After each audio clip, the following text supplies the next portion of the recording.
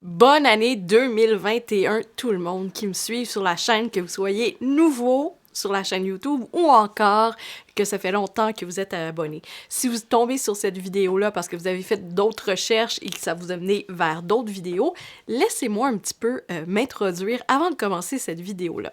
Donc, mon nom à moi, c'est Josiane Brousseau. Je suis cofondatrice de Néomédia Agence Marketing Web, mais aussi propriétaire de plusieurs entreprises en ligne. Et j'adore faire du contenu et partager avec vous mon savoir. Nous avons aussi une plateforme de formation pour le marketing web qui s'appelle Néocadémique. Le lien va être dans la description en bas. Bon, maintenant que cette introduction-là a été faite, aujourd'hui, la vidéo qu'on va faire, eh bien, c'est une vidéo bien spéciale parce que en 2020, j'en ai vu des belles gaffes sur les médias sociaux qu'on ne devrait pas répéter en 2021. Donc, je vais vous nommer 5 oups ou 5 gaffes, des choses et des big no-no à ne pas faire sur les réseaux sociaux en 2021 et voici qu'est-ce que vous pourriez faire à la place. Un des premiers non à ne pas faire, eh bien, c'est de copier un article ou que ce soit une recette. Si vous prenez une recette, au moins changez des ingrédients, changez un peu la description, changez la formulation et ne la mettez pas directement sur votre blog. Pourquoi? Parce que ça va affecter énormément votre optimisation des moteurs de recherche. Donc, la façon créative, mettons, on va dire que vous voulez une recette de sauce à spaghetti pour votre blog, parfait! Donc, écrivez la recette d'une part d'un brouillon. Peut-être que c'est la recette que vous avez trouvée sur un site de cuisine XYZ. Et si c'est le cas, vous pouvez dire que c'est votre version, une adaptation et faire une introduction. Pourquoi vous avez choisi de partager cette recette-là? Pourquoi cette recette-là? Une mise en contexte, une histoire sur cette recette que vous avez choisie. Pas juste un texte. Ajoutez de la viande autour de l'os et mettez vos sources. Ça va augmenter votre optimisation des moteurs de recherche. Parce que beaucoup de gens partagent par la suite sur les moteurs de recherche et sur les réseaux sociaux, c'est-à-dire des recettes qui ont été copiées de d'autres sites. Donc, essayez d'avoir une conscience de la propriété intellectuelle, mais aussi une conscience de créer et être créatif pour vos contenus web. La deuxième chose, ça j'en ai parlé dans mon podcast du 3 janvier 2021, donc le podcast qui vient tout juste de sortir, Wi-Fi Café Ambition, c'est les gens qui ne planifient pas leur année, justement, en termes d'objectifs. Donc, c'est quoi vos objectifs de l'année? Prenez l'année au complet. On va dire que votre objectif, c'est 100 000 $. Donc, 100 000 $, comment vous le divisez pour l'année? Pourquoi j'ai pris 100 000 $? Parce que c'est beaucoup plus facile à, justement, calculer dans ma tête et faire des mathématiques plus simplement pour tout le monde. Donc, pour l'année, c'est 100 000 $. Pour 3 mois, donc un trimestre, un quarter en anglais, donc un trimestre, c'est le quart. Donc si on fait 25 plus 25 plus 25, par chez nous, ça fait 100. J'espère que par chez vous, ça fait 100. Donc, ça serait 25 000 $ pour 3 mois.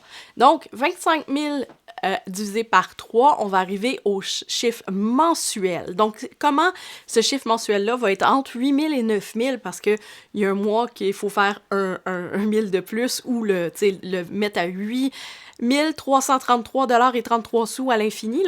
Vous voyez le big picture de qu'est-ce que je veux dire. Donc, ça, c'est très important. Pourquoi de se mettre des objectifs comme ça? Eh bien, en les divisant, que ce soit pour votre contenu, si vous dites que vous voulez faire 366 publications sur Instagram, bien, divisez par mois, divisez par trimestre, comme ça va vous donner une vue d'ensemble et aussi, ça va vous permettre, peu importe votre objectif, de le faire par année, par trimestre et par mois, eh bien, ça va vous permettre d'avoir justement une vue d'ensemble et être aussi apte à prendre des décisions stratégiques par la suite et de le décomposer en petits objectifs au quotidien. Une autre grosse erreur que je vois constamment sur les médias sociaux, c'est que les gens pensent que le marketing web ou qu'il va avoir une espèce de formule magique comme abracadabra, je suis Harry Potter du marketing web, je vais faire que, tu sais, je vais juste dire espresso, webizo, puis genre tout va arriver comme ça. Non, il n'y a pas de méthode magique qu'est-ce que je peux te donner comme conseil? C'est d'avoir de la constance. Vraiment être constant, être engagé avec les gens et parler directement avec son consommateur de produits, votre client idéal et tout ça. Et c'est sûr que des fois, c'est décourageant, même pour moi. Donc, tu sais, on se le cachera pas. Même pour moi, des fois, je serais comme, my God, y a-t-il une méthode magique? Non, il y a pas de solution magique. Il y a pas de truc.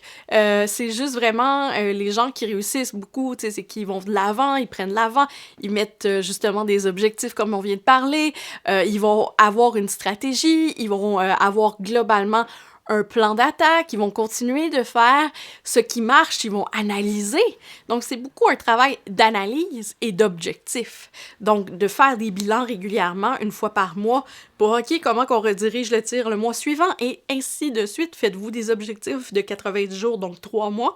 C'est aussi beaucoup plus facile à garder le cap, surtout pour la création de contenu sur le web, ou encore de justement mettre en place des choses qui se passent. Comme des fois, là, moi aussi, ça me tente pas de faire des vidéos YouTube. Des fois, j'ai pas le temps, mais cette année, j'ai pris la décision que ça va être un podcast semaine et un vidéo YouTube semaine, donc vous allez me voir souvent ou m'entendre souvent.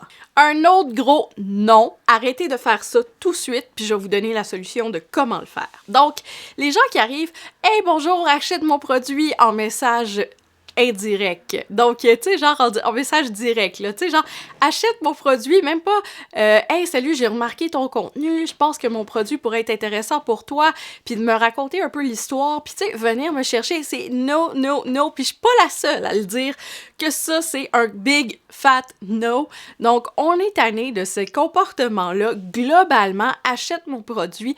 Pourquoi j'achèterais de toi? Essayez plutôt de bâtir une relation avec les gens. C'est sûr, c'est plus long que de spammer les gens, de bâtir une relation, mais souvent, si ça lui convient pas, votre produit, votre offre ou autre, des fois, elle va peut-être penser à son ami « Hey, j'ai vu telle affaire » quand quelqu'un va lui demander je cherche des leggings XY pour faire mon yoga et puis je pars en voyage, puis il faut que ça soit super compact. Je dis n'importe quoi.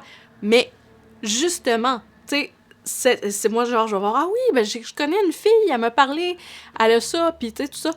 OK? Sur Instagram, surtout, et sur Facebook, tu sais, avant d'envoyer les messages, tu sais, commencez à échanger avec la personne, observez ce qu'elle fait. Puis ça, je le dis souvent, vous devez devenir un peu un espion pour comprendre et rentrer dans l'esprit des gens, afin qu'ils parlent en bien de vous, mais aussi que ils vous retournent la faveur, que vous tournez des fleurs. Donc, complimentez-les, tu sais, émettez votre opinion, comme ça, par les échanges comme ça. Moi, je me suis fait des super bonnes amies influenceurs comme ça, juste en disant « Hey, j'adore qu'est-ce que tu portes aujourd'hui. » Et aujourd'hui, ben, je jase à peu près au moins une fois par semaine avec elle, puis on se raconte nos vies, ou, tu sais, des fois, c'est juste « Hey, j'ai vraiment aimé l'achat que j'ai fait, je l'ai découvert par telle autre blogueuse parce que quelqu'un d'autre en a parlé. » Et c'est comme ça, c'est des relations qui se créent, et pour justement aider à penser, genre, justement, comme que si vous allez directement achète mon produit, c'est un non. Par contre, si la relation est déjà établie, que la personne commente sur vos publications, qu'il y a déjà un échange, c'est toujours plus facile de dire « Hey, j'ai un code promo pour toi. » Tu sais, donner quelque chose. Pas juste « Achète mon produit! » Non, arrêtez ça en 2021. Construisez des relations. Faites-vous un réseau. Donc, les relations au réseau, ça a besoin d'être nourri, et c'est justement à coup d'engagement. Le dernier point, OK? Ça, arrêtez, but stop it right now, OK? Mais vraiment, là, OK? Si vous faites ça, arrêtez, parce que vous allez fucker votre engagement. Désolé, gros mot, là, mais vous allez vraiment merder, OK? Vous allez vraiment merder votre engagement sur les réseaux sociaux en faisant ça. C'est tout ce qui est l'achat de likes, les follow, unfollow, les pods. Donc, tu sais, des espèces de trains de like, je like, OK, tu vas liker, ça. C'est un non, parce que souvent, ça se ramasse que c'est pas vos clients. Donc, ça n'apporte pas les bons clients. Et puis, si jamais c'est quelque chose que vous avez fait, c'est possible de le corriger. Et ça, je vais en parler dans mon masterclass Instagram qui va sortir sur la plateforme Néocadémique. Et avec mon code promo JOSIBY, vous avez 25% de rabais. Donc, ça va être vraiment intéressant pour vous de l'utiliser. Et il y a seulement 150 coupon rabais qui existe avec Josibee. Après ça, c'est fini.